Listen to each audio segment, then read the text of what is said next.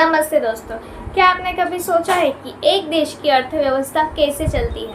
बड़े बड़े प्रोजेक्ट जैसे कि सड़क बनाना, बांध बनाना, स्कूल बनवाना, गरीबी कम करने या रोजगार बढ़ाने की योजना कौन बनवाता है? तो इसका जवाब है इकोनॉमिक प्लानिंग देंगे। तो चलिए शुरू करते हैं। तो सबसे पहला सवाल, व्हाट इज इकोनॉमिक प्लानिंग? तो इकोनॉमिक प्लानिंग को समझने के लिए पहले एक परिवार की योजना को देखते हैं। एक परिवार हर महीने पैसे की योजना बनाता है, कितना कमाया, कितना खाने पर खर्च करना है, कितना बच्चों की पढ़ाई पर, कितना बचत करनी है। यह एक छोटी सी योजना है। ठीक इसी तरह एक सरकार एक देश के लिए एक बड़ी योजना बनाती है, जिसमें ये तय होता है कि देश के पास कितने संसाधन हैं और अगले 5 या फिर 10 सालों में उन्हें कहाँ लगाना है।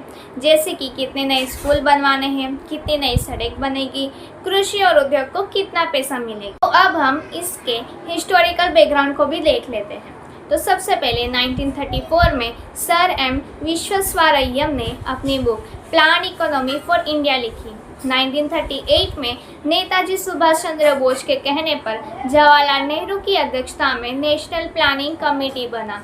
यह भारत की पहली सीरियस प्लानिंग इनिशिएटिव थी।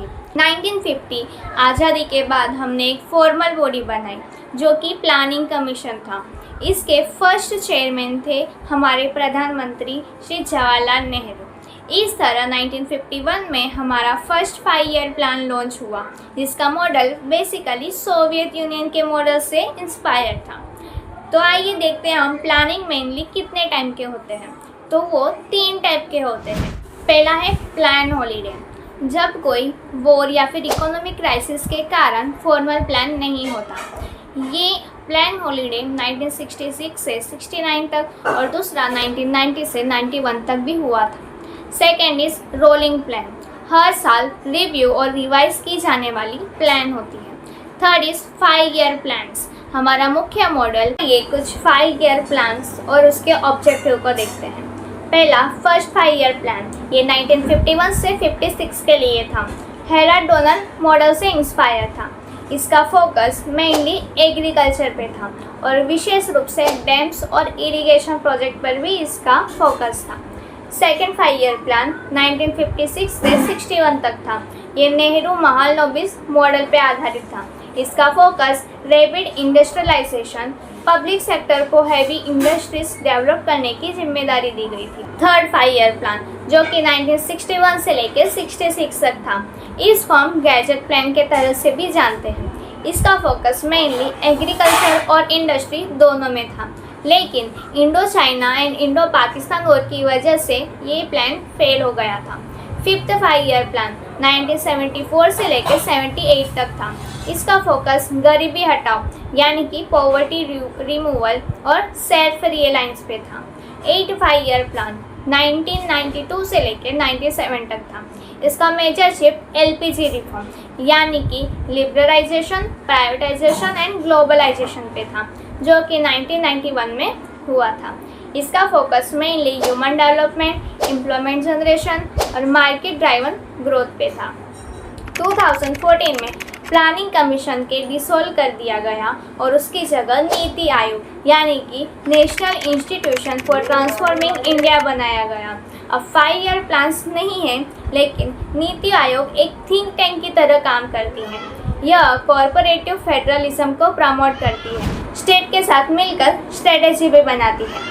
तो चलिए अभी इसकी क्रिटिकल एनालिसिस देखते हैं, क्या अचीवमेंट हुआ और क्या फेलर्स।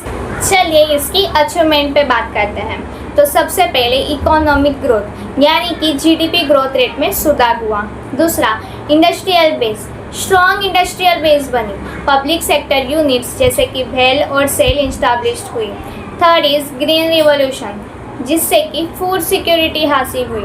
फोर्थ इज इंफ्रास्ट्रक्चर, जिससे कि dam, power plants, IITs, IIMs जैसे इंस्टीट्यूशन बन। इसके साथ साथ इसके फेलियर्स या फिर क्रिटिसिज्म को भी देख लेते हैं। सबसे पहला Hindu rate of growth, licence raj और रेट टेपिज्म की वजह से ग्रोथ रेट 3.5% के अराउंड अटकी रही। दूसरा गरीबी हटाओ के बावजूद भी पॉवर्टी यानी कि गरीबी और इनइक्वालिटी बनी रही। तीसरा बहुत सारे पब्लिक सेक्टर यूनिट्स लॉसेस में चलने लगी थी। और चौथा top down approach. Planning commission का अप्रोच बहुत सेंट्रलाइज था, स्टेट की ज़रूरतों को इग्नोर करता था। यही कारण है कि नीति आयोग के फॉर्मेशन भी हुआ। उम्मीद है आपको ये वीडियो पसंद आया होगा और इकोनॉमिक प्लानिंग का कॉन्सेप्ट भी समझ आ गया होगा।